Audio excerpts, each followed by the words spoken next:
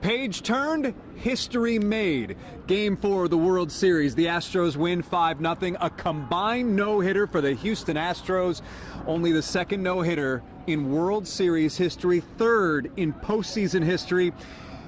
Jeremy Booth, our former Major League scout, KHO 11 analyst. Jeremy, you said many, many times Cristian Javier should be the guy to pitch in Game 3. He pitched in Game 4, and boy did he deal. So, you saw this coming, much like you saw what happened in Game 3 with Lance McCullers. What did you see now from your 1,000-foot view of what transpired here tonight? You've got a situation where Cristian Javier took the ball, did exactly what he needed to do. Not only did he pitch well, he absolutely shoved. He did everything he needed to do with his fastball, protected with his slider. There were a couple sliders tonight that were just flat out nasty. And you're looking at that going, all right, well, if we're going to go ahead and locate that pitch, and the fastball has that riding life, that extra hot velocity at the top of the zone, he can do that. He's pitching 95 on the inner third. He's executing what he's supposed to do. I'm not going to go backwards and say this is what you should have had in Game 3 and set yourself up for tonight. You just did. Okay, I'm not going to live backwards. I'm going to go forwards. What I am going to say is it's 2-2. And now you're in a situation where it's going back to Houston. Tomorrow, you've got Justin Verlander, right? Mm-hmm. And you've got him, and I'm just going to say it, as good as he is, it's a short leash tomorrow. You have guys behind him that are now fully loaded. Stanek got an inning the other night. Presley threw tonight, 20 pitches-ish, but we'll get to that. Yeah, you got Montero who only threw 10 pitches. You got Neris back there. You got Urquidy who can come in behind Verlander. So you've got enough guys back there to help Justin through the game. Should he run out of gas after 4 innings? If he doesn't, and he deals, you want to go home to Houston with a chance with 2 shots to win 1 game. And Javier gave them a chance to do that tonight. The offense came through. Alex Bregman had a pretty good night when he needed to. Had some good at bats. You watching Yordan Alvarez start to make better contact. Last fly out in the 9th inning. Mm-hmm. You're in a situation where the team rides off that type of performance and certainly energize everybody. And it's 2 games to 2.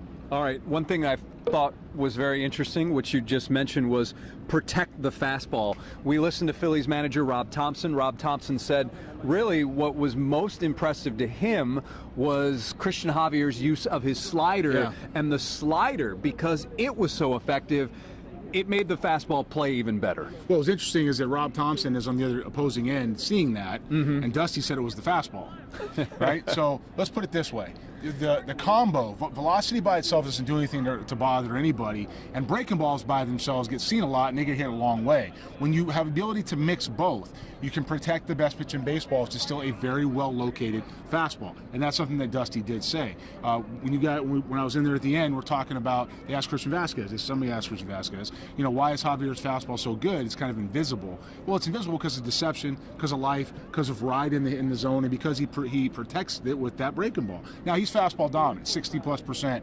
fastballs. But when you're doing that and you can protect it like that, you can throw that all night, and it protects your arm. You're not wasting your bullets with breaking balls. By the way, a few years ago we talked about Lance McCullers because he throws so many breaking balls. Yeah. That's going to wear out at some point, and that's kind of what you're seeing now is that he has to build back and reestablish his fastball. Cristian Javier is just throwing heat, and that's what he's doing. All right, you were a little light on the fastball usage. Four-seam fastball tonight, 97 pitches. 72% of his pitches were four-seam fastballs, 25% slider usage, and then the rest was some curveballs. It's pretty consistent. But it is. Yeah. That's what this guy does. Four-seam fastball, he struck out 1, 2, 3, 4. He struck out 9, and at one point he had struck out 6 in a row and 6 in a row. So you're talking he struck out the side in the 4th, and then he struck out 2 in the 5th. So he, my numbers correct there? Yeah. So 5 in a row, and then 6 of his, so 5 in a row, 6 of the 7 between the 3rd, 4th, and 5th innings. And then you bring in Abreu, Montero, and Presley. Let's get to Presley later because you have a little bit of an issue.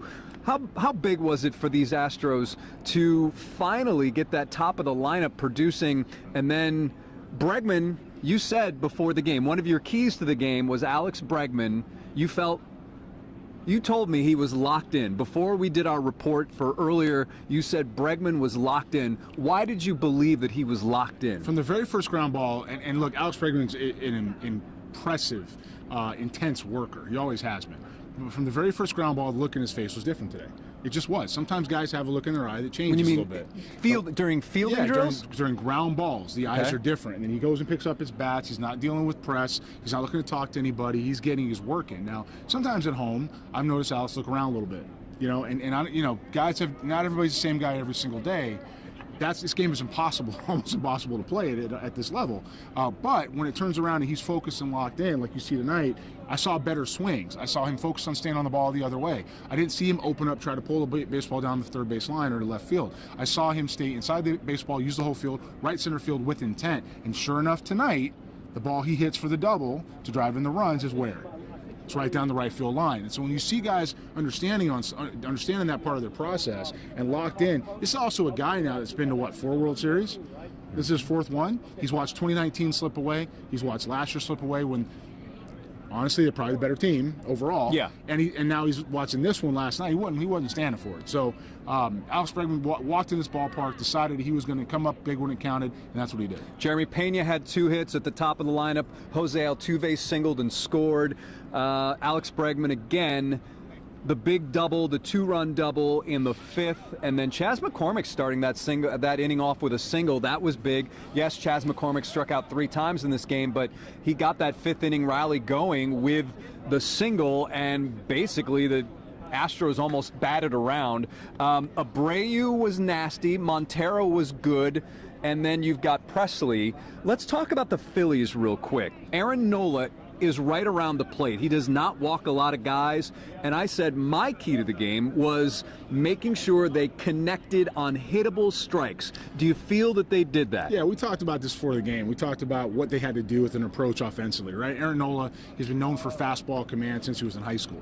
And to be able to get him in a second time through, right, and be able to see him around the plate, get him early, get him out of the game, this is all you're trying to do, get in that Phillies bullpen, and they did that. Mission accomplished when it comes to that. Not everything was clean, not everything was perfect. Bottom line is, squared some baseballs up, had some longer ABs, and were able to not let him get ahead in certain situations, which is what they needed to do to compete. And Rudy is checking in again. So what is your guess for tomorrow? Because, let's see, you nailed Game 3. Are we guessing here, or are we just, what are we doing? Well, no, actually, Jeremy wouldn't consider it guessing.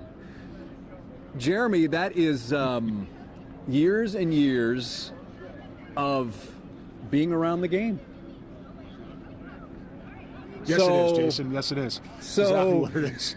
When you look at, you nailed what happened in Game 3.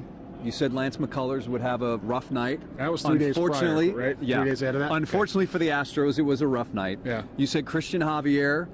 That's why you wanted him in Game 3. To line him up for what? I don't think you thought that he would throw a no-hitter. No. Or be a part of a no-hitter. But I said he had to get 5 or 6 innings. Yes, and that's what he did. But back to Javier for 1 second. Remember why I said Game 3? Yes. Why was that? It was, if he went Game 3, then you have him in a Game 7. And correct me if I'm wrong. On normal rest. On normal rest. Correct me if I'm wrong. But what did Dusty Baker say in there about when asked about, do you want to go ahead and just get this out now? Because I think we should just get this out now. So Dusty Baker was asked, does this mean that Cristian Javier will have some innings in him for a Game 7? And Dusty Baker said, yeah, I thought about it. Maybe 2 or 3. Now, what's also interesting, though, Jeremy, is that Dusty said the reason he picked Game 4 was because Game 4 is such a pivotal game in a World Series or a 7-game series. But I think both of us would argue Game 4 takes on, I don't want to say less significance. It's Game less, 3. No, I'll say it. It's less significant, and we talked about a statistic last night. I believe the stat was, because I do listen when you talk. You. I believe the stat was 67% of the time the team that wins Game 3 wins the series. In a 1-1 series. Yeah. Okay. So the team that wins Game 3 in a 1-1 series. Yeah. Wins. I'm rolling with the, we have an analytics department for a reason, right? Yeah. I'm going to roll with those numbers. That's not even tough analytics. That's not a WOBA or an OPS or, chase percentage. That is flat out the amount of times that teams are 1-1 in the World Series. The team that wins Game 3 wins the World Series 67% of the time. It's pretty straightforward. Doesn't get too much more simple than that. So if that's the case, then it's okay to say it now because you look good. Because if you lost game 4, it was 2-2. But now you got to think ahead because you know where Verlander's at. He's got an extra day's rest. You have Framber Valdez in game 6, which anybody's got to feel good anytime he takes the baseball. At home. At home. And then you've got game 7, which now I think we can say Lance McCullers will not start game 7. We'll get there. I don't think we'll see Lance at all. And you've got Urquidy and Stanek in the game last night in a blowout to be able to get in here to to at least have some kind of fresh. Which again, I'm glad they remembered Ryan Stanek has a jersey, yes. and Urquidy has a pair of spikes down there. That was pretty good to see. So when you have that type of stuff and you're able to roll that in, it's real easy to say, yeah, I planned. No, you didn't. The reality is you said it, and I'll quote you or paraphrase you. Lance McCullers keeps the ball in the ballpark. That's why we're going with him in game 3. Oops. So now you're in game 4, and Javier comes out and does what he does, and yep. Now you're back to it. So, what was the question? Was it predict? What was I going to say for tomorrow? What's your guess for tomorrow? All right, so Justin Verlander has already been announced as the Game 5 starter. Yeah. We spoke to Justin Verlander today. We heard from him in the press conference room. I asked him a question, but before we get to all that, Justin Verlander also said that he's trying to work through the process of. Here's what I got. Okay. Here's what I got. I got Justin Verlander for 4 innings tomorrow. At least. No, for 4. Just 4. I got it for 4 quality innings with where his pitch count's been, with where the last few starts have been. If Dusty Baker goes with him beyond that, okay, and they're not 4 easy innings, or at least some less tested, low-stress innings, right? Then you're going to burn him out. You don't want to get in the middle innings and not have that. You need a bulk guy behind that. Now, you've got Garcia and you've got Urquidy that can both come in that spot, and you got Montero going through 10 pitches. Neris hasn't pitched yet in Philly, and you've got Presley who threw 20 pitches that maybe you don't need to get to, but you still got Stanek. So for me, I'm shortening the game. If Justin Verlander's getting into trouble at all, at all, and I think he's going to get into some. These guys just saw him, and they didn't miss a whole lot. 4 innings is what he's getting from me. I'm going probably to Urquidy for 5 and 6, and then I'm just coming out with fire. I'm going Neris, Montero, Stanek, and I'm done. And I'm ending the game on that, and I'm trusting these guys are going to face who are they pitching again? Noah Syndergaard. Yeah, these guys. Verlander and Syndergaard is a matchup in Astros' favor, especially with those guys lined up going into an off day. So that's my prediction. Now, if Justin Verlander doesn't get into trouble, go a little further. But I'm not throwing Presley in tomorrow if I don't have to, because he threw 20 pitches-ish tonight. I'm going to go with Montero with 10. I'm going with the fresh arms, and I'm coming out with fire, 7, 8, and 9. I just got to get to 6. See, I hear Justin Verlander 4 innings, and I think, that's not a good night for the Astros. It just means he has trouble in traffic. I mean, we're talking about a guy who's had a lot of innings, who's still fresh a year off of TJ, who has had a great year.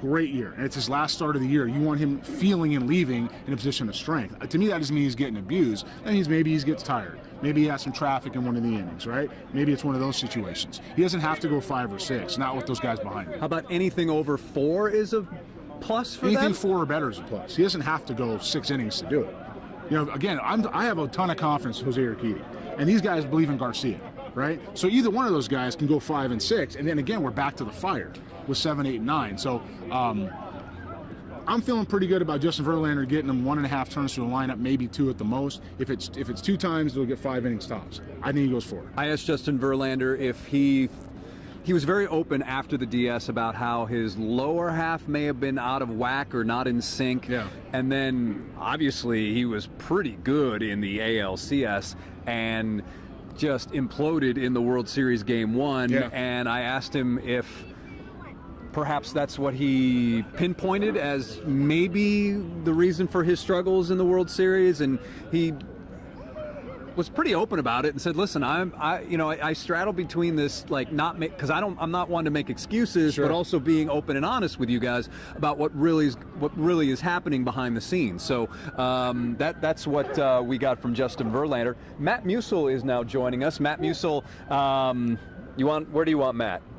Middle. In the middle, okay. Matt Musil was in the clubhouse. Oh my gosh, it's hot in there, boys. Yeah, Matt Musil was in the clubhouse. What was the? I'm guessing the general reaction from the Astros was no-hitter is great, but 2-2 is more important. In fact, that's exactly what Ryan Presley said. His first comment was, "I wasn't thinking about the no-hitter. I just wanted to." Well, wait a minute. I came back and I'm like, Ryan, seriously, wasn't there a little pressure? I know it wasn't a save situation, but didn't you want to save that no-hitter? He said, well, yeah, but you try not to think about it. You try his comment was, you try to be like a goldfish. People are looking at you, but don't worry about it. I'm like, okay, hadn't heard that before. There were 100 people in that clubhouse. We're all trying to, jostle around, but the guys were so pumped up. Chazzy Fizz said, Chaz McCormick starts that rally in the big inning. That was the 5th. And we were talking about that. I'm like, man, what was that like to get that thing going? He said, well, we're just trying to scratch out. What they proved tonight, they do not have to play long ball to beat the Bombers from Philadelphia. They don't have to hit it out of the ballpark every time. Just string together hits. That's what they did tonight. That's what I liked, Jeremy. Some fundamental baseball tonight at the offensive side.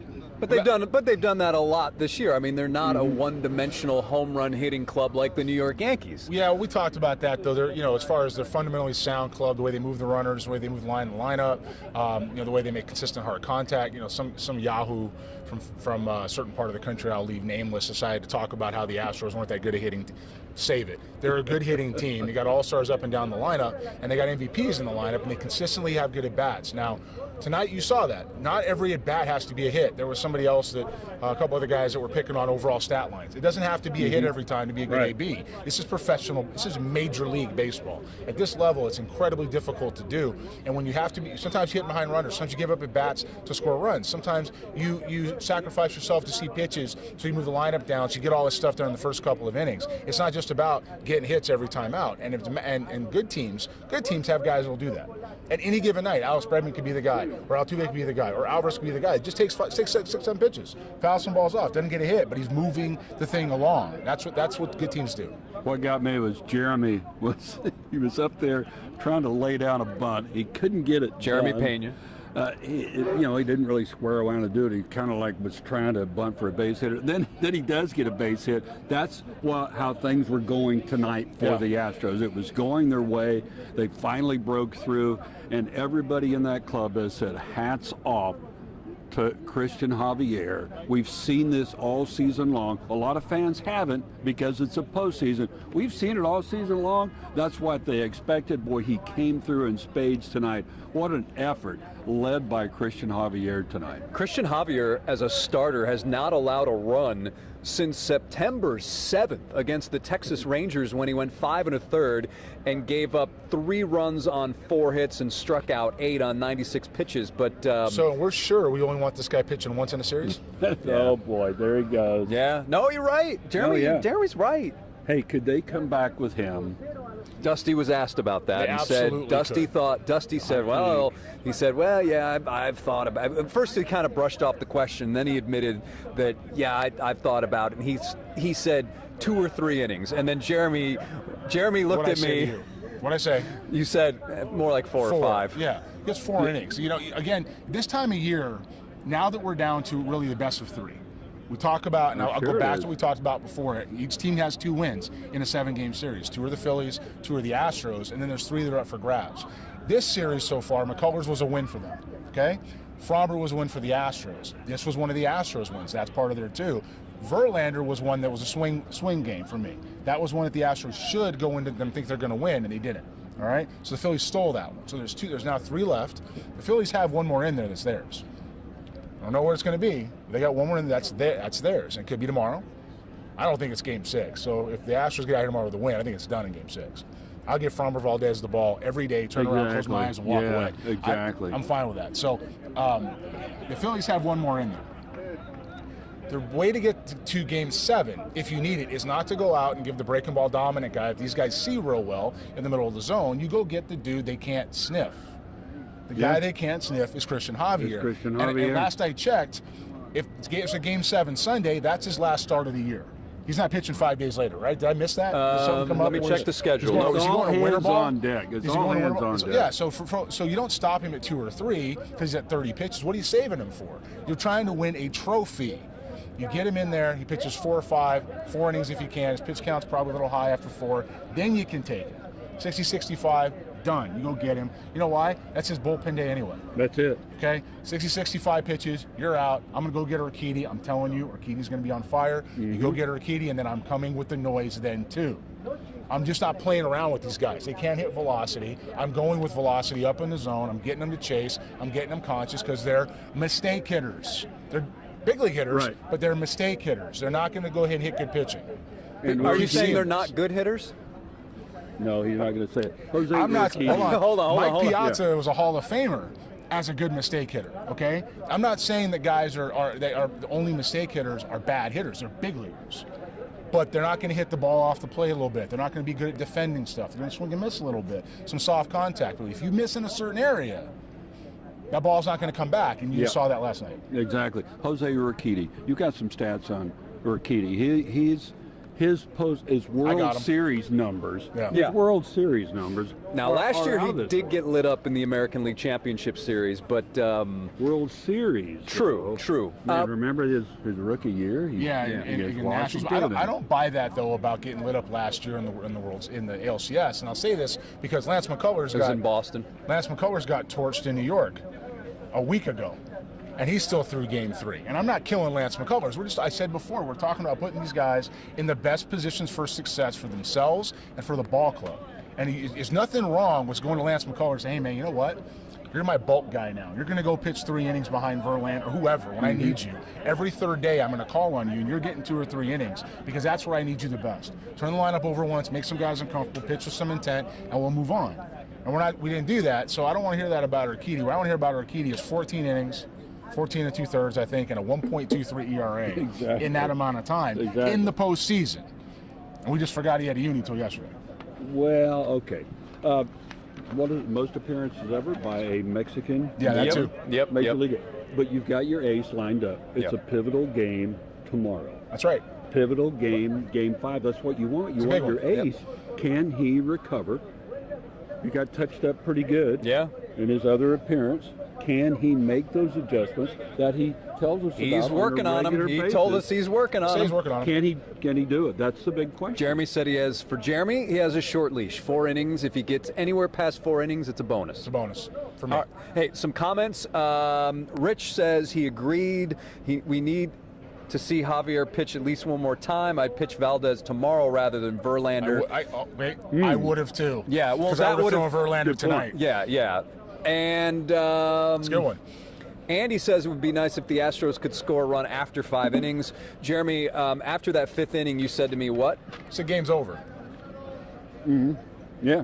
So it would have been nice, but game over. Yeah, you're working at bats, you're moving the line, you're getting through the bullpen, you score more runs than that, great. You're trying to win innings, and winning innings doesn't always mean scoring runs. Sometimes it means wearing people down. And so if I'm the Astros offense and I've got some runs on the board and I've got a 0 and starters I believe in with some fresh guys coming out of the bullpen, I'm playing defense, both at the plate and in the field. I'm trying to make sure that I'm having long at bats, that I'm swinging at good pitches. I'm not worried about necessarily scoring runs. That happens when it happens.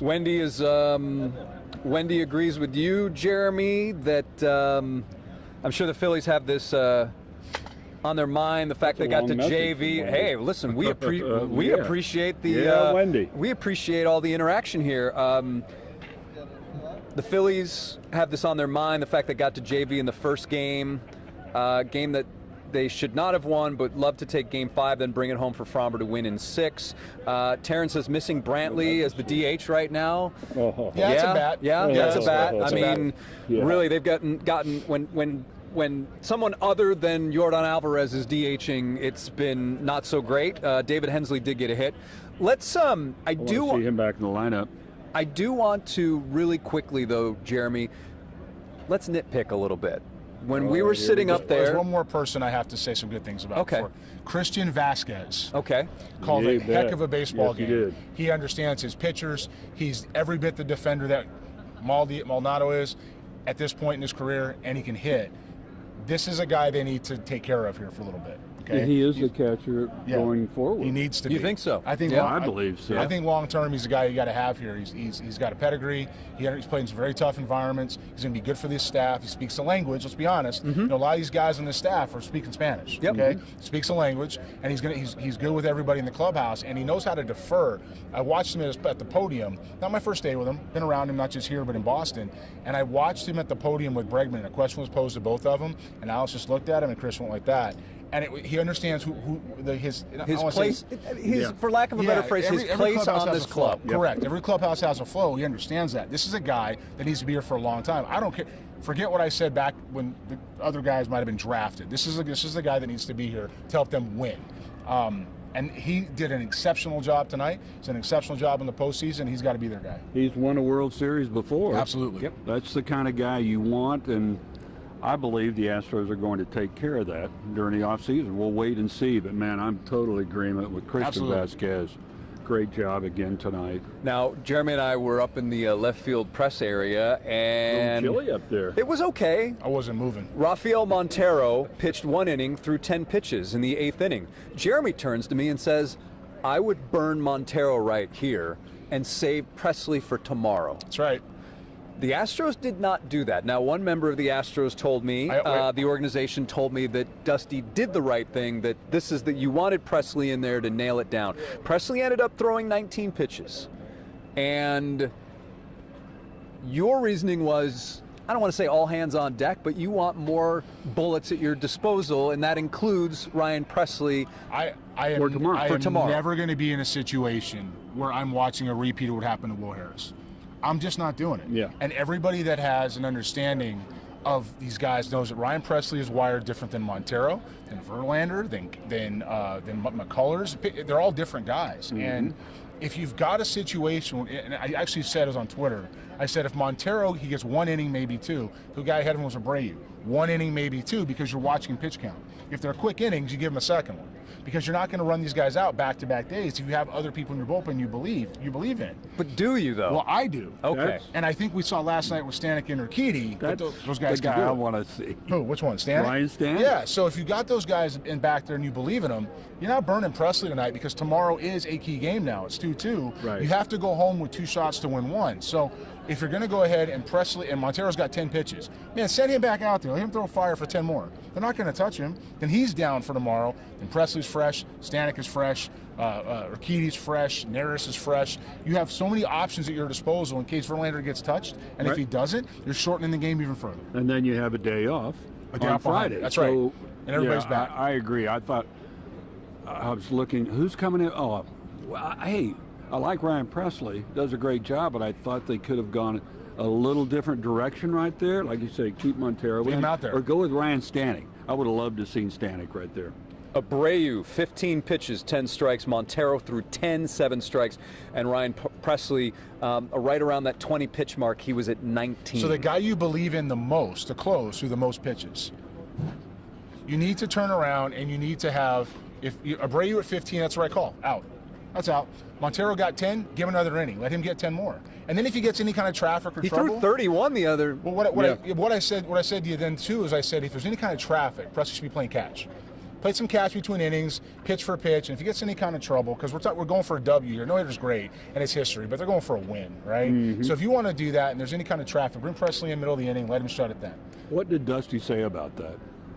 He didn't really say anything. I mean, the biggest was the biggest question was just what Javier did and the setting of this, that this wasn't a game in June. This wasn't a game 1. This was a game that the Astros had to have. Angela says Presley seems unsure. Where's the confidence? I don't. It's more execution, right? Stacy says Vasquez was amazing, should be catching tomorrow. No offense to Maldonado. Vasquez is the catcher these guys need calling their pitches. That's not going to happen either, because Dusty has mentioned it many, and a few more times that Maldonado catches Verlander, he catches Bomber, and he catches Lance McCullers. That'll be different next season, but that's how it is this season. It's worked, and They ain't changing. So Ernesto, yes, Justin Verlander is the scheduled starter for the Astros in Game 5 here. Joe says no more than 2 runs allowed for Verlander, and yeah, I mean, if the Astros could get have Verlander allow 2 or fewer runs, They take that right now. They would take that right now. Sign me up, especially given his history. Mm-hmm. Absolutely. But again, I think Justin Verlander tomorrow gets 4 innings. With the way that's built, 4 innings with a lead, I'm probably pulling him, even if it's tied. I'm not really. Yeah, it really depends how stressful the innings are. We can't forget where he is in his career, where he is in the season. We can't forget what we just saw. And his postseason history. You can't. This stuff doesn't we're not just at. It's not June. It's not June. It was just said by somebody else. It was said by us. It was said by Sergio and Mike over there. I mean, it's not June. Hey guys. It's not June. You have to pitch like you're playing for the World Series. It's 2 games to 2. You got it back. If somebody said after Game 4 you were 2-2, everybody would take it. It might be a little bit backwards with how you got there. How they got there. But you're still here. So you need to be in a situation now where you go get Game 5. You do not want to lose Game 5 to go home and have 2 shots at it there. It's pivotal, and that's the thing about JV. Okay, he hasn't won in the World Series. That's right. You want to get him that win. You want him to go 5. But like you say, if it's not happening, do not hesitate to make that move. Well, if you hesitate to make that move. If Justin Verlander was standing right here, and you asked him what's more important, win or World Series title, he would say World Series title. No doubt about it. All right, everybody, that's going to do it for that. Yeah. I want to ask Jeremy. I don't know. All right, so we have a few more minutes left. Okay. And I don't know if we have about 5 more minutes. 5 more minutes left. Because we've talked about it in the past, but I don't know if you guys have talked about it. It's people go, well, the guy threw 3 innings. He threw 4 innings. What's the big deal? Talk about playoff innings. Pitching in a playoff, in a World Series environment, you go 3 innings, that's probably like 6. Tell me, you're the major league guy. It's a taxing situation. This is a different planet, man, when you're up here in this type of year. It is a taxing environment for sure. It is, especially in this ballpark. And I say this because we've been in all over the country. I've been in all 30 at this point. I've seen all 30 fan bases, and I can tell you that this one right here is a little different. This is just different. They are on you. They're screaming at you different than Boston. And Boston ain't fun either. But, they get you in Boston, they get you in New York, but you got guys in left field. Like, I thought Chaz McCormick did a great job tonight. They're picking on him in left field. He's like, what? Okay. It was good. What I'm saying to that, to answer your question, is the intensity, the adrenaline. It's, 4 innings is like pitching 8. 3 innings like pitching 6. So if you've got Verlander, who's a high-intent guy anyway, he's always been a high-intent, aggressive guy anyway, it makes sense that in the 4th inning he's going to run out of gas. We've seen it too many times. Okay, because he's as good as he is. He's right, and so it's not where he has a chance to pace himself and work himself out. He's doing what he does, and it's the extra energy. So at this point, 4 innings for me.